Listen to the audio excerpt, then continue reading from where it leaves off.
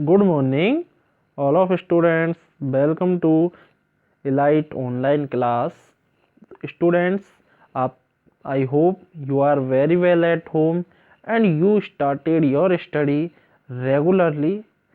तो previous lecture video में बेटा हमने हमारा चैप्टर नंबर जो 13 था उसको कवर किया, कंप्लीट कर चुके हैं। उसके जो क्वेश्चन आंसर्स आपको प्रोवाइड किए हैं उन्हें आप अपनी नोटबुक में राइट डाउन करें। उनसे क्वेश्चन आंसर्स को डे बाई डे कुछ क्वेश्चन आंसर आप लर्न भी करते चलें ताकि आपको आगे जाकर प्रॉब्लम्स क्रिएट नहीं हो। ठीक है students, today's our topic is lesson number 17, stars and the solar system. Stars का मीन्स होता है बेटा तारे एंड सोलार सिस्टम मीन्स होता है सौर मंडल। सोलार सिस्टम और स्टार्स, इसके बारे में बेटा आपने स्टार्स को देखा भी होगा, सोलार सिस्टम की पिक्चर आपने देखी होगी टीवीज में, मोबाइल्स में, और अपने पेरेंट्स से, ग्रैंड पेरेंट्स से या फैमिली मेम्बर से अपने इनके बारे में सुना होगा, जाना होगा। प्रीवियस क्लासेज में हमने इनके बारे में रीड किया है कुछ। तो इस चैप्टर के अंदर हम इन्हें डिटेल से रीड करेंगे कि भाई सोलार सिस्टम क्या होता है, सोलार सिस्टम के अंदर जो प्लैनेट्स होते हैं वो कैसे वर्क करते हैं, तारे कैसे चमकते हैं, मून क्या होता है, मून की लाइट कहाँ से आती है। तो सबके बारे में हम डिटेल बाय डिटेल इस चैप्टर के अंदर यानी रीड करेंगे। तो चलिए बेटा चैप्टर स्टार्ट करते हैं। Paheli and Boojho visited their grandparents village during the summer break. यानी पहेली और बूजो जो है वो विजिटेड यानी घूमने गए दियर ग्रैंड पेरेंट्स विलेज यानी अपने दादा दादी के गांव में ड्यूरिंग द समर ब्रेक यानी गर्मियों की छुट्टी के दौरान। आफ्टर डिनर यानी लंच, डिनर के बाद they went on the roof of the house यानी वो अपने घर की छत पर चले गए। यानी हम भी गर्मियों के समय में क्या करते हैं, रात को खाना खाया और फिर कुछ समय के लिए छत पर जाकर बैठ जाते हैं। It was a clear cloudless night. यह जो रात थी वो क्लियर यानी साफ सुथरी बिना बादलों वाली रात थी। They were surprise to see a large number of bright stars in the sky. They were यानी वे, सरप्राइज यानी आश्चर्यचकित हुए, टू सी यानी देख करके, ए large number of bright stars यानी बहुत सारे छोटे छोटे चमकीले सितारे, तारों को चमकते हुए आकाश में देखकर वो सरप्राइज हुए। They had never seen such a beautiful scene in their city. उन्होंने, दे यानी उन्होंने, हैड नेवर यानी कभी नहीं, सीन यानी देखा, सच ए ब्यूटीफुल स्कैन यानी एक ऐसा सुंदर दृश्य, ऐसा सुंदर मनोभावन दृश्य उन्होंने अपनी सिटी के अंदर कभी भी नहीं देखा। पहेली वंडर्ड और पहेली आश्चर्यचकित हुई, why the blaze sky was so different from the night sky in big city. यानी पहेली आश्चर्यचकित इसलिए हुई कि why the blaze sky was so different from the night sky in the big city. यानी जो गाँवों की रात होती है, गाँवों के रात में, जो गांव की रात में स्काई बिल्कुल साफ दिखाई देता है, बजाय किसके, शहर की जो नाइट होती है ना, शहर सिटी के अंदर जो नाइट होती है उसके अंदर जो स्काई होता है वो हमें ऐसा बिल्कुल क्लियर दिखाई नहीं देता है, बल्कि गांवों के अंदर हमें बिल्कुल साफ सुथरा स्काई दिखाई देता है। क्यों? इसका मेन रीजन है पॉल्यूशन।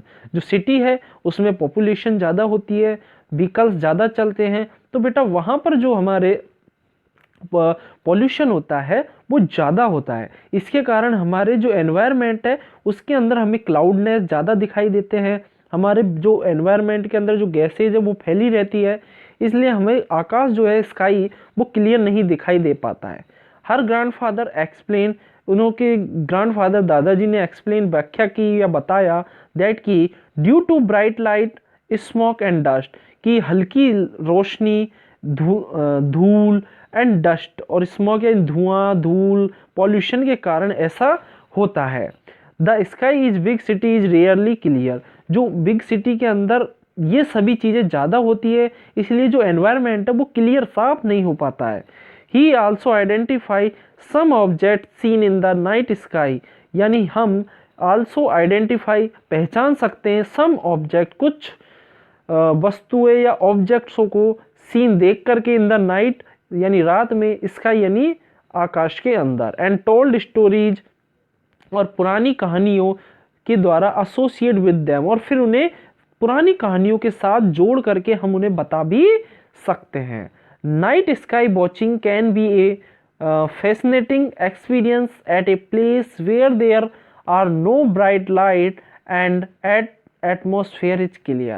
यानी नाइट स्काई जो है, रात का जो आकाश है, वॉचिंग जो देखने में, कैन बी फैसिनेटिंग एक्सपीरियंस, वो मन लुभावना, मन को भाने वाला एक्सपीरियंस होता है कि भाई कितना सुंदर मनोभावन दृश्य है कि साफ सुथरे छोटे छोटे चमकीले हीरे मोती से चमकते हुए तारे उसके अंदर चमक रहे हैं, और साइड में एक बड़ा सा चांद, उसके मून जो है वो चमकता हुआ दिखाई देता है। बहुत सुंदर दृश्य होता है। एट ए प्लेस, उस स्थान पर, where there are no bright light, जहाँ पर ज़्यादा चमकीली रोशनी नहीं होती, जहाँ पर ज़्यादा रोशनी नहीं होती, वहाँ हमें ऐसी हल्की हल्की आसमान बिल्कुल अच्छा दिखाई देता है। एंड एटमॉस्फेयर इज क्लियर, और जहाँ पर हमारा वातावरण भी ज़्यादा सुंदर होना चाहिए। Look at the sky on a dark, यानी हमें जो स्काई है, जो आकाश है, वो डार्क अंधेरा दिखाई देता है।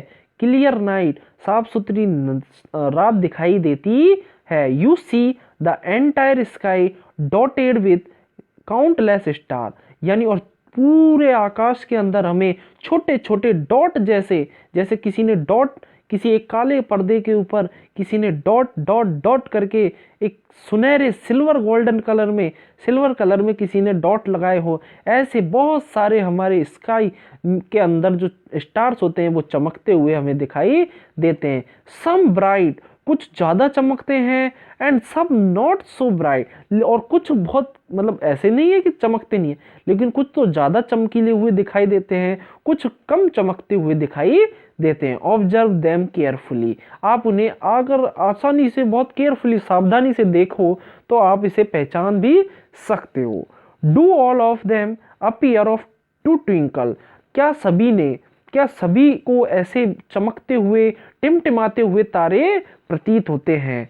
Do you find any star like object which does not twinkle, क्या आप जो ऐसे ऑब्जेक्ट का नाम बता सकते हैं, ऐसे स्टार का नाम बता सकते हैं जो कि तारों की तरह चमकता नहीं है।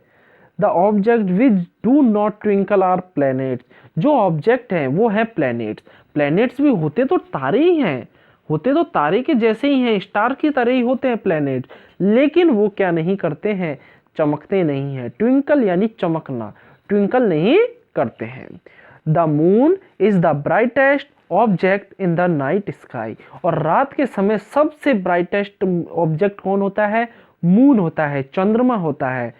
The stars, the planets, the moon and many other object, तारे, चंद्रमा, ग्रह, मैनी अदर, और कई सारे ऑब्जेक्ट्स इन द स्काई, आकाश के अंदर, चांद हो गया, तारे हो गए, प्लैनेट्स हो गए, और भी काफ़ी सारी चीज़ें, काफ़ी सारे ऑब्जेक्ट आर कॉल्ड कैलेस्टियल ऑब्जेक्ट्स। कैलेस्टियल का मीन्स अंडरलाइन करके लिख ले, खगोलीय पिंड, खगोलीय पिंड, इन सभी को क्या बोला जाता है बेटा, खगोलीय पिंड बोला जाता है। नेक्स्ट पेज पर चलिए। The study of celestial objects and associated phenomena is called astronomy, यानी जो स्टडी है, जो कैलेस्टियल ऑब्जेक्ट्स की स्टडी होती है, यानी खगोलीय पिंडों का जो अध्ययन किया जाता है, या उनकी जो घटनाएं हैं, परिघटनाएं, जो फिनोमिना है, उसका अध्ययन जिसके अंदर किया जाता है, इज कॉल्ड एस्ट्रोनॉमी, उसे अंतरिक्ष विज्ञान कहते हैं। उसे क्या कहा जाता है, एस्ट्रोनॉमी, यानी अंतरिक्ष विज्ञान कहा जाता है। In ancient India our ancestors perform methodical observation of sky, हमारे जो प्राचीन भारत में हमारे जो एंसेस्टर्स होते थे, अंतरिक्ष यात्री हैं, जो खगोलीय यात्री हुआ करते थे, उन्होंने काफ़ी सारे स्काई यानी आकाश के ऊपर काफ़ी सारे ऑब्जर्वेशन किए, प्रेक्षण किए, परिणाम निकाले, उनका रिजल्ट दिया। Their knowledge of astronomy was highly advanced for their time। आज के समय में जो एस्ट्रोनॉमी है, जो अंतरिक्ष का ज्ञान है, वो बहुत उच्च स्तर पर पहुंच गया है। Passage of the sun, star, moon, planets in the sky help them to devise calendar and almanacs। यानी आज सन के बारे में, स्टार्स के बारे में, मून्स के बारे में, प्लैनेट्स के बारे में, स्काई के अंदर जो ये सभी चीज़ें हैं, जो भी कैलेस्टियल ऑब्जेक्ट्स हैं, उन सभी के बारे में हम इतना जान चुके हैं कि हमें ये जो अंतरिक्ष विज्ञान है या अंतरिक्ष का जो कैलेंडर होता है, उस